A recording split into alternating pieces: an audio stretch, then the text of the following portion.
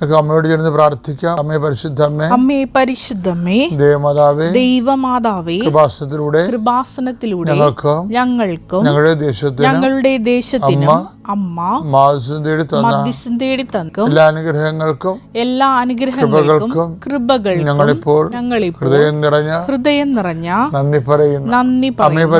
അമ്മേ പരിശുദ്ധമേ, ദൈവമാതാവേ, 2004 ഡിസംബർ 7 ഉച്ചകഴിഞ്ഞ് 2:30 കൃപാസനത്തിൽ സംഭവിച്ച അമ്മയുടെ പ്രത്യക്ഷപ്പെടലിനെ കുറിച്ച് തിരുസഭയ്ക്ക് സമർപ്പിച്ചിരിക്കുന്ന പഠനരേഖകളുടെ മേൽ സഭാത്മകമായ പഠനം ആരംഭിക്കുവാൻ ഞങ്ങൾ പ്രാർത്ഥിക്കുന്നു. അമ്മേ പരിശുദ്ധമേ, ഭൂസ്വർലോകങ്ങളുടെ രാജ്ഞിയായ അങ്ങേയ്ക്ക് ഭൗമ സംരക്ഷണത്തിനായി പ്രപഞ്ച പ്രകൃതിയെ തന്നെ തിരുസഭ പ്രതിഷ്ഠിക്കുവാൻ ഈ പ്രത്യക്ഷീകരണം വഴി ഇടയാക്കണമേ. പരിശുദ്ധമ്മേ, ജപമാല മാതാവേ, സകല കൃപാസനം പ്രാർത്ഥനകളോടും ചേർത്ത് ഞങ്ങളിപ്പോൾ പ്രാർത്ഥിക്കുന്ന ഈ കുടുംബത്തിന്റെ പ്രത്യേക നിയോഗം. മക്കളെ,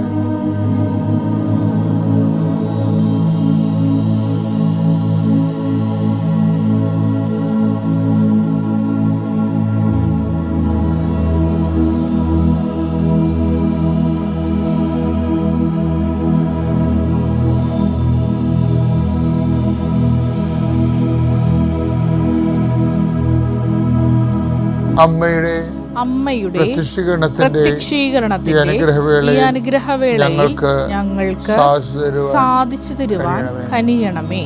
കർത്താവിന്റെ ഉന്നതമായ നാമത്തിന് സ്തോത്രം ചെയ്യുന്നു. കർത്താവിന്റെ വിശുദ്ധ പൗരോഹിത്യത്തെ മഹത്വപ്പെടുത്തണമേ. കർത്താവ് സഭയിലുള്ള സാന്നിധ്യം പ്രകടമാക്കണമേ. കർത്താവ് ഇന്ന് പ്രാർത്ഥിക്കുന്നത് വൈവാഹിക ജീവിതത്തിൽ ചെതറി നിൽക്കുന്നവരുണ്ട്, മനസ്സ് പതറി നിൽക്കുന്നവരുണ്ട്, മക്കളെക്കുറിച്ച് വേവലാതി കൊള്ളുന്നവരുണ്ട്, മക്കളുടെ രോഗങ്ങളെക്കുറിച്ച് ആദ്യ കൊള്ളുന്നവരുണ്ട്, പേക്കിടാങ്ങളുടെ രോഗങ്ങളെക്കുറിച്ച് ആദ്യ കൊള്ളുന്നവരുണ്ട്.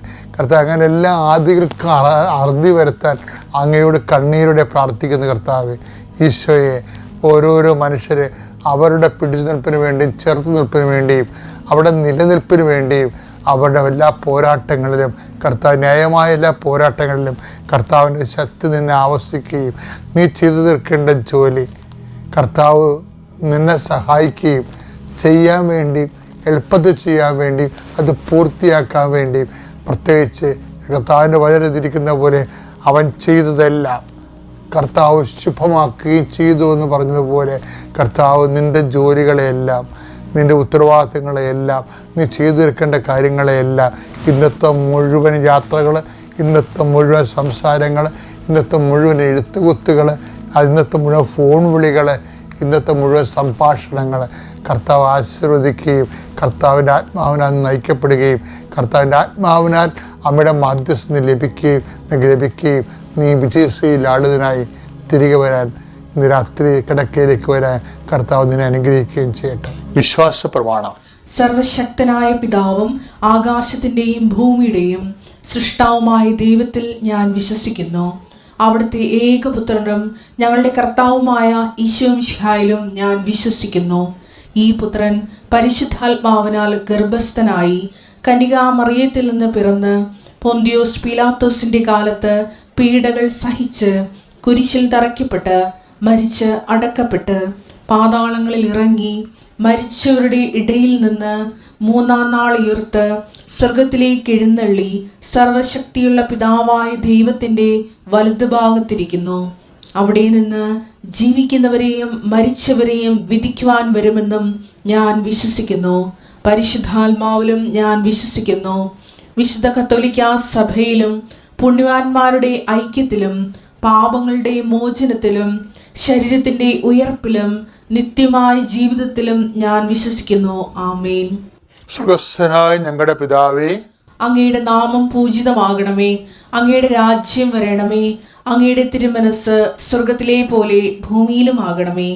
അന്നു വേണ്ടുന്ന ആഹാരം ഇന്ന് ഞങ്ങൾക്ക് തരണമേ. ഞങ്ങളോട് തെറ്റ് ചെയ്യുന്നവരോട് ഞങ്ങൾ ക്ഷമിക്കുന്നത് പോലെ ഞങ്ങളുടെ തെറ്റുകൾ ഞങ്ങളോടും ക്ഷമിക്കണമേ. ഞങ്ങളെ പ്രലോഭനത്തിൽ ഉൾപ്പെടുത്തരുതേ, തിന്മയിൽ ഞങ്ങൾ രക്ഷിക്കണമേ. ആമേൻ. നന്മ തെളിഞ്ഞു മറിയമേ, സ്വസ്തി.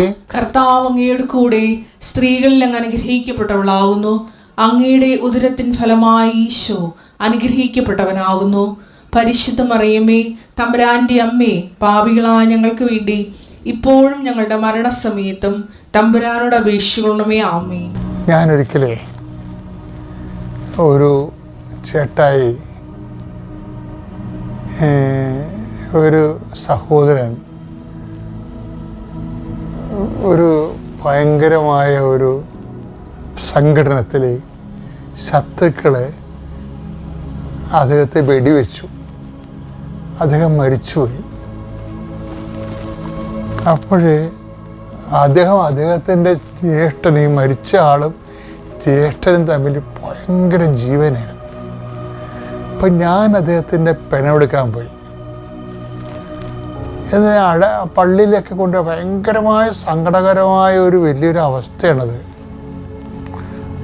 ആ അവസ്ഥയിൽ ആർക്കും സഹിക്കത്തില്ല. അന്ന് രാത്രി എന്തെങ്കിലും സംഭവിക്കുമെന്ന് എനിക്കറിയാമായിരുന്നു. ഇങ്ങയുടെ കയ്യിലുമൊക്കെ തോക്കുണ്ട്. ഇങ്ങർക്ക് വേണമെങ്കിൽ ആരെങ്കിലും വിട്ടെങ്കിലും ശത്രുക്കളെ നിഹരിക്കാൻ പറ്റും. അതുമൊക്കെ വലിയ പ്രശ്നങ്ങളിലേക്ക് ചെയ്യാതെ കാരണം ഞാൻ അദ്ദേഹത്തെ വിട്ടുപോയില്ല. അന്ന് വിട്ടുപോകാതെ ഞാൻ അദ്ദേഹത്തിൻ്റെ കൂടെ ആ മരിപ്പ് ദിവസം, അടക്കത്തെ ദിവസം രാത്രി ഞാൻ അദ്ദേഹത്തിൻ്റെ കൂടെ ഇരുന്നു. അപ്പം എൻ്റെ ഇരിപ്പ് അദ്ദേഹത്തെ സാന്ത്വനപ്പെടുത്തുന്നുണ്ട്. ഒരു 3 മണിയായി.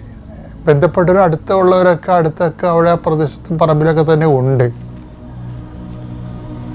അപ്പോൾ ഞാൻ പറഞ്ഞ നമുക്കൊന്ന് പ്രാർത്ഥിക്കാൻ ചോദിച്ചു. ആ സമയത്ത് പ്രാർത്ഥിക്കാൻ പറ്റുന്ന ഒരു മാനസികാവസ്ഥ അല്ല പുള്ളി. അപ്പം ഞാൻ കർത്താവിനെ പറഞ്ഞ കർത്താവ് ഇയാൾക്ക് അഭിഷേകം കൊടുത്തില്ലെങ്കിൽ ഇങ്ങേർക്ക് പ്രാർത്ഥിക്കത്തില്ല. അപ്പം ഇങ്ങനെ അഭിഷേകം കൊടുക്കണം. എന്നാൽ ഞാൻ അദ്ദേഹത്തോട് ഈ വിഷയം പ്രാർത്ഥിക്കാൻ. ഞാൻ പറഞ്ഞു നമുക്ക് ഞങ്ങൾ കുറച്ച് നേരം ഇരുന്ന് പ്രാർത്ഥിച്ച്. ഭയങ്കര സങ്കടവും ദേഷ്യവും എല്ലാം ഇങ്ങനെ പതറി നിൽക്കുകയാണ്. പിന്നെ അദ്ദേഹം ഞാൻ എന്നിട്ട് പറഞ്ഞു ബൈബിളെ കൈവെക്കാൻ പറഞ്ഞു. ബൈബിളെ കൈവച്ചപ്പോൾ ഞാൻ പറഞ്ഞു, കർത്താവേ, നിൻ്റെ കയ്യിലാണ് ഈ മനുഷ്യൻ്റെ ജീവൻ. ഞാൻ നിൻ്റെ ഒരു കപ്പേരിനെ പോലെ ജോലി ചെയ്യുന്ന ആളാണ്. എനിക്കിവിടെ ഒന്നും ചെയ്യാനില്ല. നിൻ്റെ പേരിൽ എനിക്ക് ഈ വിഷയമൊന്ന് മോണിറ്റർ ചെയ്യാനേ പറ്റത്തുള്ളൂ. അപ്പം നീ എന്നെ സഹായിക്കണം, ഈ മകനെ ധൈര്യപ്പെടുത്തി കൊടുക്കണമെന്ന് പറഞ്ഞു. എന്നിട്ട് ഞാൻ ഇത് വിശ്വാസപ്രമാണം ചെയ്തിട്ട് ഞാൻ പറഞ്ഞു, ചേട്ടാ ഒരു നമ്പർ പറയാൻ പറഞ്ഞു. നമ്പർ പറയാൻ പറഞ്ഞപ്പോൾ അദ്ദേഹം പറഞ്ഞു 11 പറഞ്ഞു. പിന്നെ വേറെ ഒരു നമ്പർ കൂടി പറഞ്ഞു. പിന്നെ ഞാൻ വിശ്വാസപ്രമാണം ചൊല്ലി ഞാൻ സുവിശേഷം ചോദിച്ചപ്പോൾ അദ്ദേഹം യോഹന്നാൻ എന്ന് പറഞ്ഞു. അപ്പോൾ അതിൽ കിടക്കുന്നത് യോഹന്നാൻ 11 ലാസറിൻ്റെ മരണത്തെക്കുറിച്ചാണ് കിടക്കുന്നത്. നിൻ്റെ സഹോദരൻ ഉയർത്തി നിൽക്കുമെന്ന് പറഞ്ഞു. അപ്പോഴീ മനുഷ്യൻ കണ്ണു നിറഞ്ഞു. കർത്താവ് അറിഞ്ഞല്ല, അത് മതിയെന്ന് പറഞ്ഞു. കർത്താവ് അറിഞ്ഞല്ല എൻ്റെ വിഷമവും എൻ്റെ കുടുംബത്തിൻ്റെ, അത് മതിയെന്ന് പറഞ്ഞു. അപ്പം എന്ന് വെച്ച് കഴിഞ്ഞാൽ ദൈവവചനത്തിന് ആൾക്കാരെ ശക്തിപ്പെടുത്താൻ കഴിയും. അതുപോലൊരു സംഭവമാണ് ഒരു ടീച്ചർ ദിവസം എൻ്റെ മുറിയിൽ വന്ന്, അത് ഇവരും കഠോരമായൊരു വേദനയപ്പെട്ടു പോവുകയെന്ന്. ചെറുപ്പക്കാരൻ അവർ സ്നേഹിച്ച് കല്യാണം കഴിച്ചവരാണ്, സ്നേഹിച്ചതിനെ ജീവിച്ചു. പക്ഷേ ഭർത്താവ് ഒരു ദിവസം പെട്ടെന്ന് മരിച്ചു. ഞാനാണ് ഉപചാരങ്ങൾ ചെയ്തത്. പിന്നെ ആശുപത്രിയിൽ പോയി ലാസ്റ്റാക്രമണി ഞാനാണ് കൊടുത്തത്. എനിക്ക് അവരുടെ ഞാനന്ന് കൊച്ചച്ഛനായിരുന്നു. എനിക്ക് ആ ഭർത്താവ് മരിച്ച ശശിയെ കാണാൻ എങ്ങനെ അവരോട് എങ്ങനെ നമ്മൾ കമ്മ്യൂണിക്കേറ്റ് ചെയ്യുക, എനിക്ക് അന്ന് പരിചയമില്ലായിരുന്നു. ഇന്ന് ഞാൻ അങ്ങനെയുള്ള ആൾക്കാരെ കണ്ടാൽ എനിക്ക് പെട്ടെന്ന് കർത്താവ് ത്രോട്ട് ഓപ്പൺ ചെയ്ത് തരും. അപ്പോൾ ഞാൻ അവർ പറയണ എല്ലാം അവർക്ക് ഇഷ്ടപ്പെടുകയും അവരതിനെ അതിജീവിക്കുകയും ചെയ്യും. പണ്ട് എനിക്ക് ആ ഒരു വരപ്രസാദം ഇല്ലായിരുന്നു. പക്ഷേ 93-92 കാലങ്ങളിൽ. അപ്പോൾ ഞാനൊരു ദിവസം ഇങ്ങനെ സംഭവിച്ചു കഴിഞ്ഞപ്പോൾ, കുറച്ച് കാലം കഴിഞ്ഞപ്പോൾ ഞാനിവരെ കണ്ടപ്പോൾ എനിക്ക് എങ്ങനെയാണ് ഇവരെ ഫേസ് ചെയ്യേണ്ടതെന്ന് അറിയത്തില്ല. പക്ഷെ ഞാൻ എൻ്റെ മേടയിൽ അവർ വന്നപ്പോൾ ഞാൻ അവർക്ക് ഊണ് കൊടുത്തു. എന്നിട്ട് അവർ പോകാൻ നേരത്ത് അവരോട് പറഞ്ഞു, ഞാൻ സ്ഥലം മാറി പോയായിരുന്നു അവിടുന്ന്, അവിടെ പള്ളിയിൽ നിന്ന്, അവിടെ സ്ഥലത്ത് നിന്ന് അവരുടെ പള്ളിയിൽ വന്നപ്പോൾ അവരെന്നെ കാണാൻ വന്നതാണ്. ഉച്ചക്ക് വന്ന് കണ്ട് ഊണ് കൊടുത്തു. പിന്നെ അവർ പോകാൻ നേരത്ത് ഞാൻ പറഞ്ഞു, ചേച്ചി കല്യാണം കഴിക്കണില്ലേ എന്ന് ചോദിച്ചു. അപ്പോഴവരെന്നോട് പറഞ്ഞു, ഐശ്വര്യ 54:5 എന്ന് പറഞ്ഞു. എനിക്ക് അന്നത്തെ ഒരു കാലം, നിങ്ങൾ പറഞ്ഞാൽ ചിലപ്പോൾ നിങ്ങൾക്ക് ഇങ്ങനെ ധരിക്കുന്ന രീതിയിൽ, അന്നത്തെ കാലത്ത് എനിക്ക് അതൊന്നും അത്രയും ഈ ജനമിങ്ങനെ വചനം കൊണ്ട് ജീവിക്കുന്നതിനെക്കുറിച്ച് ഞാനിങ്ങനെ മനസ്സിലാക്കി വരുന്നൊരു കാലമാണ്. 54:5 നിന്റെ സൃഷ്ടാവാണ് നിന്റെ ഭർത്താവ്, നിന്റെ സൃഷ്ടാവാണ് നിന്റെ ഭർത്താവ്, സൈന്യങ്ങളുടെ കർത്താവ് എന്നാണ് അവിടുത്തെ നാമം. സൈന്യങ്ങളുടെ കർത്താവ് എന്നുവെച്ചാൽ സർവശക്തനാ എന്നാണ് അവിടുത്തെ നാമം. അപ്പം ഞാനോർത്ത് ദൈവം ഇത്രയും വലിയ ഒരു ഉരുൾപൊട്ടലാണ് ദുഃഖത്തിൻ്റെ, അതിൻ്റെ മുഖത്ത് നിന്നുകൊണ്ട് ഇവർ ക്രിസ്തുവിനെ കർത്താവെന്ന് പറയണില്ലേ. അപ്പം ഇവിടെ ഭർത്താവിനേക്കാളും അതിൻ്റെ വിയോഗത്തെക്കാളും ഇതിനെല്ലാം അവർ അതിജീവിച്ചിരിക്കുകയാണ്. ആരെക്കൊണ്ട്? ക്രിസ്തുവിനെ കൊണ്ട്. അതായത് ക്രിസ്തുവിനെ അത് ആ ഒരു തകർച്ച ദൈവത്തിൽ പൂർണ്ണമായിട്ട് ആശ്രയിക്കാൻ അവർക്ക് കൊടുത്ത ഒരു അവസരമാണത്. അവരത് ഫലപ്രദമായിട്ട് വിനിയോഗിച്ചു. നമുക്കറിയാം, നിങ്ങൾക്കൊരു കാര്യം അറിയാമോ? അതായത് ഏറ്റവും ക്രിസ്തുവിനെ അനുഭവിക്കാൻ ഏറ്റവും നല്ല സമയം ഇപ്പം നമുക്ക് പല കാലങ്ങളില്ലേ അല്ലേ. കുരുമുളക്, പണ്ട് ചേരമാൻ പെരുമാളിൻ്റെ ഒരു കഥ ഉണ്ട്. കോഴിക്കോട് സാമൂതിരിയുടെ കാലത്ത് ഈ പോർട്ടുഗീസുകാരും ഡച്ചുകാരും ഒക്കെ ഇവിടെ വന്ന് അവർ നമ്മുടെ കുരുമുളകൊക്കെ വാങ്ങിക്കൊണ്ട് പോവുകയും അവരുടെ കൂണോപ്പുള്ള കമ്പനിയൊക്കെ സ്ഥാപിച്ചു കഴിഞ്ഞപ്പോൾ പല ആൾക്കാരും കുരുമുളക് തൈ കൊണ്ടുപോയി വിടുന്നു. അപ്പോൾ ഇവിടുത്തെ രാജാവിൻ്റെ കൂടെ ഉണ്ടായിരുന്ന ആൾക്കാർ പറഞ്ഞു, തിരുമേനി നമ്മുടെ കുരുമുളക് തൈയും കൊണ്ട് അവർ പോയി, ഇനിയിപ്പോൾ അവർക്ക് തന്നെ കുരുമുളക് പിടിപ്പിച്ചാൽ പിന്നെ അവരിങ്ങോട്ട് വരത്തില്ല, നമ്മൾ പട്ടിണിയായി പോകുമെന്ന് പറയും. ഉടനെ സാമൂതിരി പറയുവേ, കുരുമുളക് തൈ കൊണ്ടുപോകാം അവർക്ക്, പക്ഷെ തിരുവാതിര കൊണ്ടുപോകാൻ പറ്റത്തില്ല. അയ്യോ, എന്തൊരു ജ്ഞാനമാണ്! തിരുവാതിര എന്നും പറഞ്ഞ് നമുക്കറിയാമില്ലേ, നമുക്ക് ഈ വർഷകാലത്തെ തിരുവാതിരയ്ക്ക് പെയ്യുന്ന 101 ആവർത്തി മഴയിലാണ് കുരുമുളകിൻ്റെ ബീജഭാവങ്ങളും എല്ലാം നടക്കുന്നത്. അത് നമുക്ക് ദൈവം ദാനമായി നൽകിയതാണ് കാലാവസ്ഥ. കാലാവസ്ഥയൊക്കെ ചേഞ്ച് ചെയ്യണമെന്നൊക്കെ എനിക്ക് പേടിയാണ്. കാര്യം നമ്മളാകപ്പാടെ ഇവിടെ അവശേഷിക്കണം നമ്മുടെ പഴയ കാലാവസ്ഥയിൽ. അതും കൂടി പോയാൽ പിന്നെ ഒന്നുമില്ല ഇവിടെ. അപ്പം അതുകൊണ്ട് അതുപോലെ തന്നെ ഒരു വിഷയമാണിത്. എന്താണിത്? ക്രിസ്തുവിനെ, അതായത് ഒരു മനുഷ്യനെ ഇന്ന് എടുത്തു മാറ്റാൻ കഴിയുന്ന എന്താണ്? ക്രിസ്തുവിനെ എടുത്തു മാറ്റിയാൽ മാത്രമേ ഒരു മനുഷ്യനെ തറ പറ്റിക്കാൻ പറ്റത്തുള്ളൂ. ഞാൻ ആ ടീച്ചറിൽ നിന്ന് അതാ പഠിച്ചത്. കൊടിയ ദുഃഖത്തിൻ്റെ, ഭർത്തൃവിയോഗത്തിൻ്റെ കൊടിയ ദുഃഖങ്ങളെ അതിജീവിച്ചത് ആരാണ്? കർത്താവാണ്. കാര്യം എന്താണ്? ഈ പൗലോസ് അപ്പോസ്തലൻ്റെ അനുഭവങ്ങൾ ഭയങ്കര ക്രിസ്തു അനുഭവങ്ങളുണ്ടല്ലോ, മറ്റ് അപ്പോസ്തലന്മാരിൽ നിന്ന് ഭയങ്കര വ്യത്യാസമാണ്. ഈ മനുഷ്യൻ ക്രിസ്തുവിനെ കണ്ടിട്ടില്ല നേരിട്ട്, പക്ഷേ കാണാതെ കണ്ട ഒരനുഭവമാണ്. എന്താണ്? ദൈവം സമസ്തവും അവൻ്റെ പാദത്തിൻ്റെ കീഴിലാക്കിയിരിക്കുന്നു. 1 Corinthians 26. മരണമെന്ന അവസാന ശത്രുവും അകപ്പടെ ക്രിസ്തുവിന്റെ പുറത്തുള്ള മരണമാണ്. മരണമെന്ന അവസാന ശത്രുവും നശിപ്പിക്കപ്പെട്ടിരിക്കുന്നു. ഓ, അടിപൊളി! ക്രിസ്തുവിന്റെ മരണത്താലാണേ അവൻ ജീവനെ പുനരുദ്ധരിച്ചില്ലേ, മരണം നശിപ്പിക്കപ്പെട്ടില്ലേ. ദൈവം സമസ്തവും അവൻ്റെ പാദത്തിന് അധീനമാക്കി. അതാണ് സംഭവം. അതുകൊണ്ടാണ് അവൻ കർത്താവായിരിക്കുന്നത്. അതുകൊണ്ടാണ് ഈ ആൾക്കാരൊക്കെ പറയത്തില്ലേ, നിങ്ങളിനി അറിയിക്കേണ്ടവരൊക്കെ അറിയിക്കുക കേട്ടോ എന്ന് പറയുമ്പോഴും, അപ്പോൾ ഭർത്താവിൻ്റെ അസുഖമായിരിക്കും, അല്ലെങ്കിൽ മക്കളുടെ അസുഖമായിരിക്കും. അമ്മ പറയും, എനിക്കറിയിക്കേണ്ട ആളെ ഞാൻ അറിയിച്ചു, ഒരു ഡോക്ടറെ എന്ന് പറയും. നാട്ടുവർത്തമാനത്തിൽ എത്ര സാക്ഷിയാണെന്ന് അങ്ങനെ വേണ്ടത്? ആരാണ്? അവർക്കറിയാം ഡോക്ടറല്ല കർത്താവെന്ന്, യേശുവാണ് കർത്താവ്. എത്ര ഹാർട്ട് അറ്റാക്ക് വന്ന് കോമായി പോയ ആൾക്കാരാണെന്നറിയാമോ ഈ ചേടത്തിമാർ ICUന്ന് വിളിച്ചുകൊണ്ട് പോരണത്? എന്താ കാര്യം? കർത്താവിൻ്റെ നാമം, ദൈവം സമസ്തവും. നിന്റെ മരണം സംഭവിച്ചു എന്ന് പറയുന്ന അതിനെ പോലും ക്രിസ്തുവിൻ്റെ താഴെയാണ്.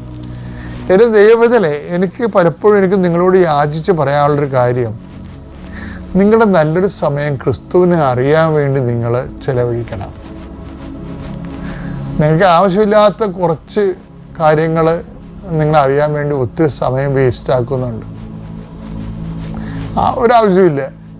ഒരു മനുഷ്യനെ എനിക്ക് പലപ്പോഴും തോന്നാറുണ്ട്, ഈ വെറുക്കപ്പെട്ട മനുഷ്യരില്ലേ, അതുപോലെ തള്ളപ്പെട്ട മനുഷ്യർ, അങ്ങനെയുള്ളൊരു മനുഷ്യർ ഒരിക്കലും ദൈവത്തെക്കുറിച്ച് ചിന്തിക്കാനോ ആലോചിക്കാനോ അതിനേക്കാൾ വലുതായിട്ട് അവർക്ക്, കാര്യം ഈ ലോകത്ത് ഏറ്റവും വലിയ പ്രശ്നം വെച്ച് കഴിഞ്ഞാൽ, ഒന്നാമത്തിൽ ദൈവികമായ കാര്യങ്ങൾ കേൾക്കുമ്പോൾ നമുക്ക് പാലും പഞ്ചാരവും പോരാ, ഭയങ്കര കോമ്പിനേഷൻസാണ് നമ്മുടെ മനസ്സിൽ. സന്തോഷവും രുചി നമുക്ക് തോന്നും. അപ്പോൾ അഭിരുചി ഉണ്ടാകും. ആധ്യാത്മികത എന്ന് പറയുന്നത് ദൈവത്തെക്കുറിച്ചുള്ള രുചിയും അഭിരുചിയുമാണ് ശരിക്കും. വെച്ചാൽ നമുക്കത് ഫീൽ ചെയ്യും, ഇത്തിരി കിട്ടിയിരുന്നേ കൊള്ളാമെന്ന് തോന്നുകയല്ലേ, അതിനാണ് അഭിരുചി എന്ന് പറയുന്നത്. ഇത്തിരി കിട്ടിയിരുന്നേ കൊള്ളാമായിരുന്നു തോന്നത്തില്ലേ, അതിനാണ് അഭിരുചി. അത് കഴിക്കുമ്പോൾ ഉണ്ടാകുന്ന രുചി. അപ്പോൾ അതുപോലെ ദൈവത്തെക്കുറിച്ച് എപ്പോഴും നമുക്ക്, ഇപ്പോൾ എനിക്ക് ചില സമയത്ത് അങ്ങനെ പൊക്കി പറയുകയല്ല, എനിക്ക് ഇത്തിരി സമയം ഫ്രീ കിട്ടിയാൽ ഞാൻ കർത്താവിനെക്കുറിച്ച് ചിന്തിക്കും, കർത്താവിനെക്കുറിച്ച് ചിന്തിക്കും. ചിന്തിക്കാൻ വേണ്ടി മാത്രമുണ്ട്.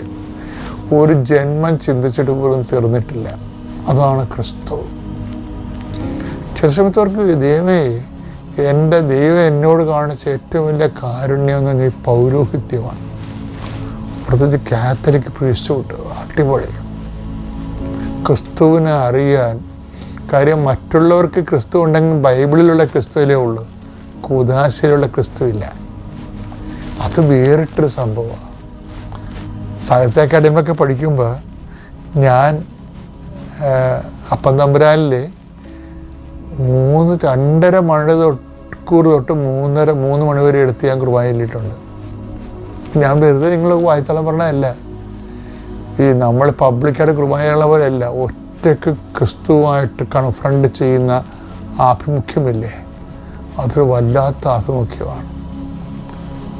കാര്യം കുർബാനയുടെ ലിറ്റർജിയുടെ ഓരോ വാക്കുകളും കർത്താവെ കനിയണമെന്ന് ചോദിച്ചു കഴിഞ്ഞാൽ അതിന് യഥാർത്ഥ ചരിത്രം അറിയുമെങ്കിൽ നമ്മുടെ കണ്ണു നിറയും. നമ്മളിങ്ങനെ പറഞ്ഞുകൊണ്ടേയിരിക്കും, കർത്താവെ കനിയണമേ, ക്രിസ്തുവെ കനിയണമേ. എന്താ കാര്യം? രാജാക്കന്മാർ യുദ്ധത്തിന് പോകുമ്പോൾ ഇപ്പോൾ തങ്ങളെ ആക്രമിക്കാൻ വരുന്ന ശത്രുക്കളെ പിന്തുടർന്ന് നശിപ്പിച്ച് അവരുടെ കൊട്ടക്കൊത്തളങ്ങളെല്ലാം നശിപ്പിച്ചിട്ട് ജനങ്ങളെ ജീവനിൽ നിന്ന് രക്ഷിക്കുകയും ചെയ്യും. നശിപ്പിച്ചിട്ട് അവരുടെ വസ്തുവകൾ കൊള്ളയടിച്ചുകൊണ്ട് രാജാവ് തിരിച്ചു വരും. ഒരു കുതിരപ്പുറത്ത് അശ്വാരൂഢനായി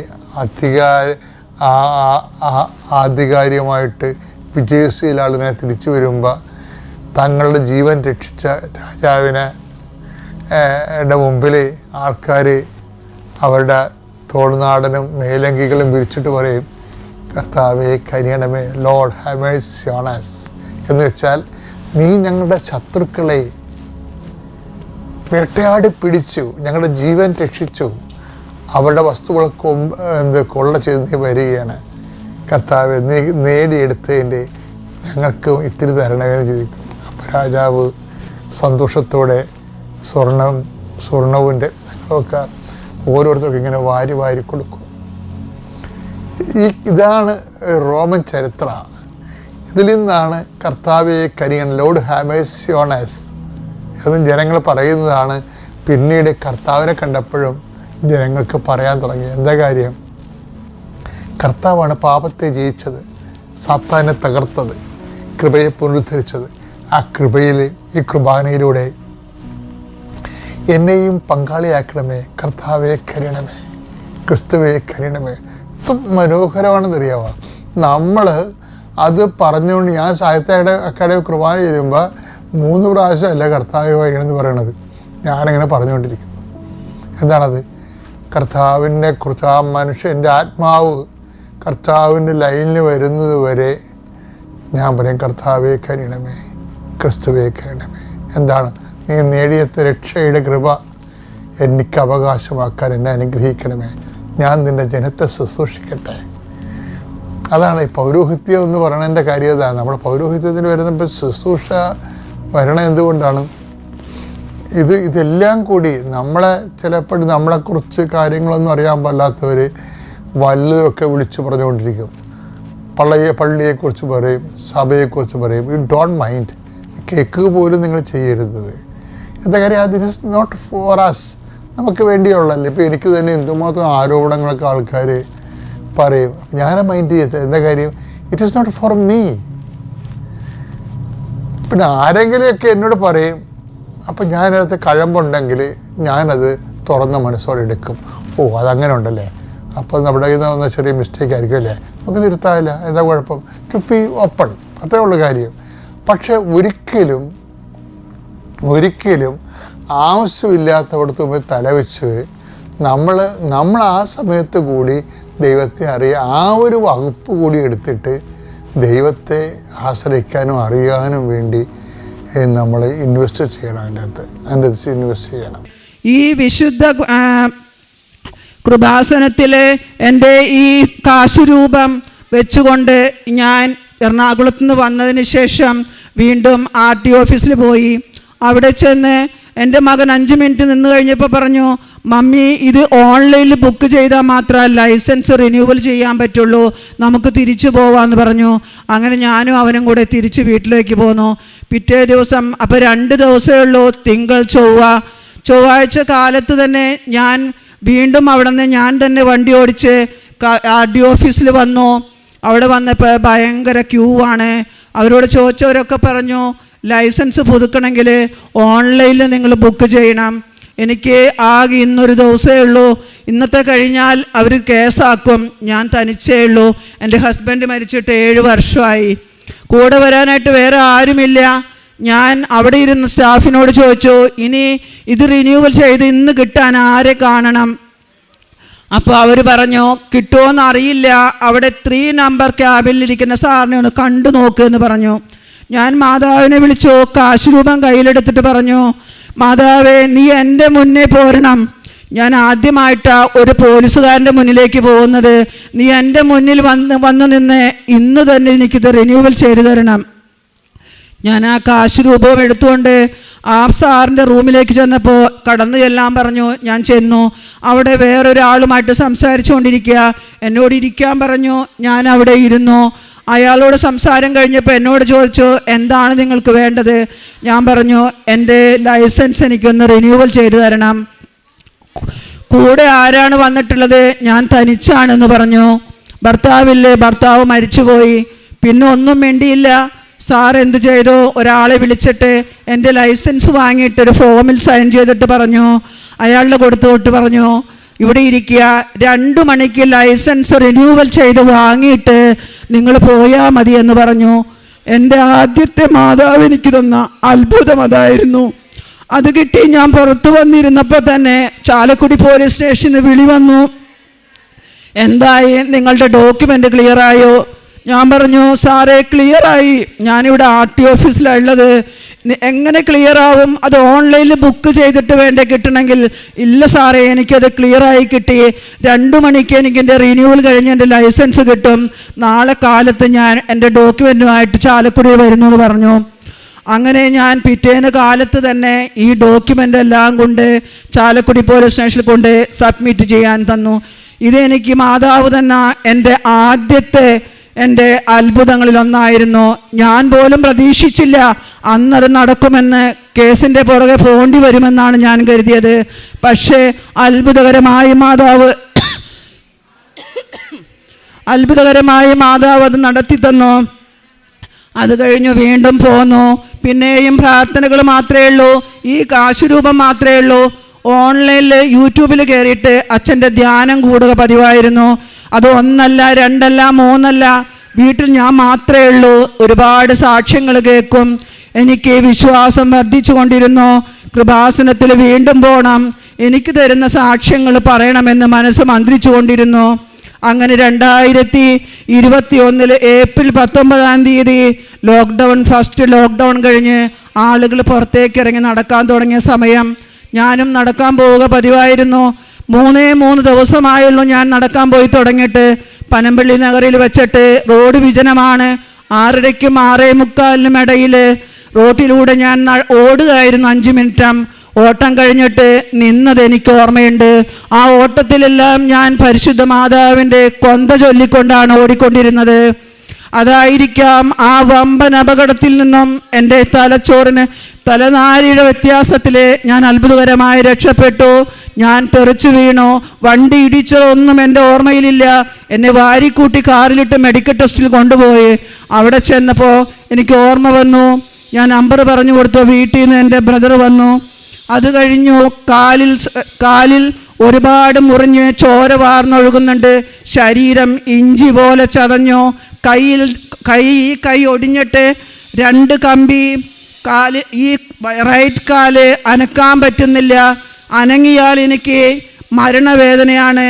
അങ്ങനെ എൻ്റെ ഡ്രസ്സെല്ലാം കീറി മുറിച്ചെടുത്തു. 5 ദിവസം അവിടെ കിടന്നു.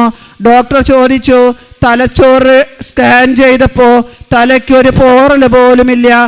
ആ ആക്സിഡൻറ്റ് കണ്ടവർ പറഞ്ഞത് അവർ ജീവിച്ചിരിപ്പുണ്ടോ എന്നാണ് ചോദിച്ചത്. കാരണം ആ കോൺക്രീറ്റ് പോസ്റ്റ് പോലും ഇടിച്ചു തകർത്തിരുന്നു. പക്ഷെ ഇടിച്ച ആൾക്ക് ഒരു പോറൽ പോലും വന്നിരുന്നില്ല. അപ്പോൾ എനിക്ക് മനസ്സിലായി മാതാവ് എന്നെ ഒരുക്കുകയാണ്. വീണ്ടും ഞാൻ ഉടമ്പടി ലാഗ് ചെയ്തപ്പോൾ മാതാവ് വീണ്ടും എന്നെ തിരിച്ചു കൊണ്ടുവരുന്നതിൻ്റെ ആദ്യ പടി ഇതാണെന്ന് എനിക്ക് തോന്നി. ഞാൻ മാതാവിൽ വിശ്വസിച്ച് പ്രാർത്ഥിക്കാൻ തുടങ്ങി.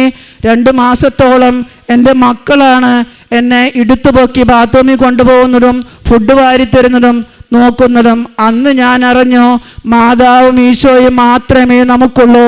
വേറെ ആരുണ്ടെന്ന് പറഞ്ഞാലും ആരും നമുക്കില്ല. നമ്മുടെ തക്ക സമയത്ത് നമ്മളെ നോക്കാൻ വരുന്നത് നമ്മുടെ അമ്മ തന്നെയാണെന്ന്. വീണ്ടും ഞാൻ ഹോസ്പിറ്റലിൽ ട്രീറ്റ്മെൻറ്റിന് പോയി.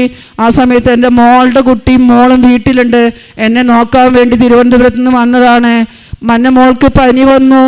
അപ്പോൾ ഡോക്ടറെ അടുത്ത് കൊണ്ടുപോകാൻ വേണ്ടിയിട്ട് അവിടെ ചെന്നപ്പോൾ ആൻറ്റിജൻ ടെസ്റ്റ് എടുക്കണം. അപ്പോൾ മോളെ കൊണ്ടുപോയിട്ട് ആൻറ്റിജൻ ടെസ്റ്റ് എടുത്തു. മോൾക്ക് പോസിറ്റീവ്. മോൾക്ക് എങ്ങനെ പോസിറ്റീവായെന്ന് ഞങ്ങൾക്കറിയില്ല. കാരണം ഞങ്ങളുടെ വീടിൻ്റെ മതിലിൻ്റെ പുറത്ത് പോവാത്ത കുഞ്ഞാണ്. പക്ഷേ